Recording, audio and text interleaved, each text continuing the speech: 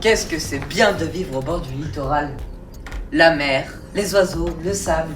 Oui, mais ce n'est pas sans risque. Rappelle-toi, il y a quelques années, une terrible tempête a touché la côte atlantique. Alors moi, je suis Laurent Huot.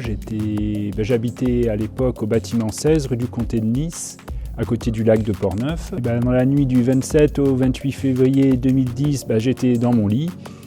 Quand vers 4 heures du matin, ça soufflait pas mal depuis 2-3 heures, on entendait le vent. Et vers 4 heures du matin, j'entends frapper à la porte assez fort. C'était la voisine du dessous. Elle dit « il y a la mer, il y a la mer ». Donc le temps d'aller à la fenêtre, d'ouvrir les volets, en effet, il y avait nous, donc on habitait à 200 mètres de la mer. Il y avait la mer au milieu de la pelouse. Voilà. Il y avait la maison de retraite en construction. Le parking était inondé, il y avait une quinzaine de voitures dont la mienne. Les voitures étaient noyées, quoi. Et on a attendu jusqu'à 7-8 heures du matin avant de commencer à pouvoir enfiler une paire de bottes pour pouvoir sortir. Mais c'était inondé de partout. On savait qu'il y avait une tempête qui se préparait, mais c'est vrai que la veille c'était étrangement calme, donc un petit peu d'angoisse. Et on a oublié. La dernière tempête en 1941, elle avait pris les mêmes proportions que Cynthia. Simplement, à l'époque, il y avait que des marées et des champs, donc ça avait embêté personne. L'eau était arrivée pratiquement au petit pont qui passe sous la voie de chemin de fer à Vaugoin.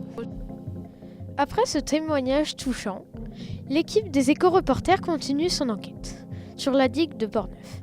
Cécile Glémin, responsable du service technique à la mairie de La Rochelle, vous fait découvrir les détails du programme d'action de prévention des inondations, dit PAPI.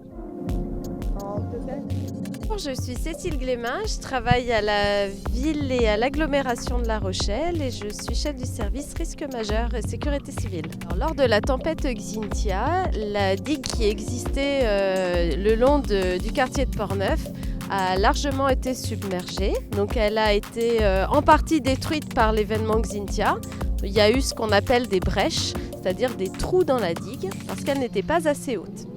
Donc juste après la tempête Xynthia, il y a eu un programme de consolidation pour remettre les enrochements au niveau existant, pour qu'au moins ça puisse faire face à un autre événement qui serait certainement moins important. Ensuite, dans le cadre du programme d'action de prévention des inondations, on a fait une étude pour protéger le quartier d'un événement plus important que Xynthia, un événement de type Xynthia plus 20 cm au large.